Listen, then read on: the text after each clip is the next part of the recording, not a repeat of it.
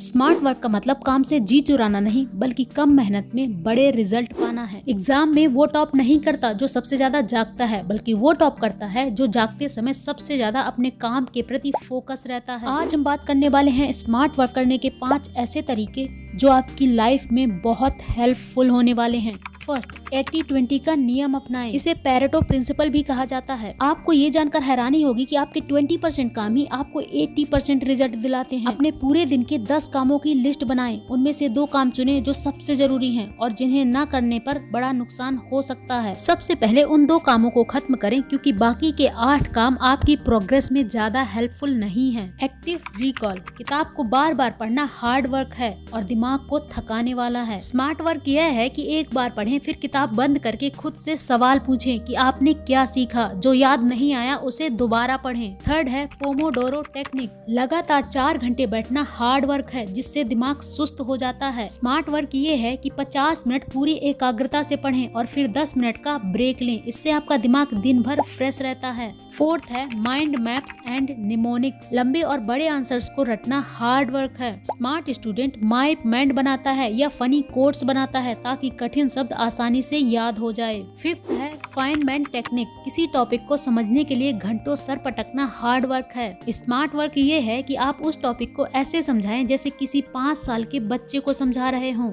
अगर आप समझा पाए तो समझ लो कि आपको वो टॉपिक आने लगा है। अब एक छोटी स्टोरी आपको मैं बताती हूँ जो आपके लिए बहुत इम्पोर्टेंट हो सकती है। 2 दोस्त थे, राहुल और अमन। फाइनल एग्जाम में सिर्फ कुछ ही दिन बचे थे। राहुल ने अपने कमरे का दरवाजा बंद किया और दिन में 16 घंटे पढ़ना शुरू कर दिया। वह अपनी किताब के हर पेज को रटने में लग गया। हुआ ये कि वह इतना थक गया था कि उसको ठीक से नींद नहीं आई और एग्जाम के दिन उसका सिर भारी था। उसे सब कुछ याद तो था, लेकिन वह कंफ्यूज हो गया कि क्या लिखना है। वहीं दूसरी ओर अमन ने पहले एक दिन बैठकर पिछले 5 साल के पेपर्स देखे। उसने देखा कि कुछ टॉपिक्स बार बार आ रहे हैं। उसने दिन में सिर्फ 6 से 7 घंटे पढ़ाई की, लेकिन उसने सिर्फ उन जरूरी टॉपिक्स के नोट बनाए जो पिछले सालों के पेपर्स में आए हुए थे। उसने पढ़ाई के साथ साथ जरूरी नींद भी ली।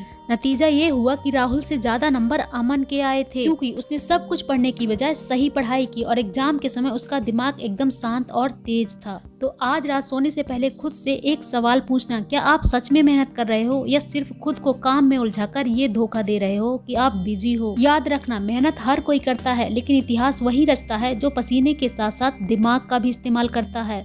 आपका एक लाइक और सब्सक्राइब हमें मोटिवेट करता है ऐसे ही और वीडियो बनाने के लिए। तो अगर वीडियो पसंद आए तो प्लीज लाइक करें, शेयर करें एंड सब्सक्राइब कर दें।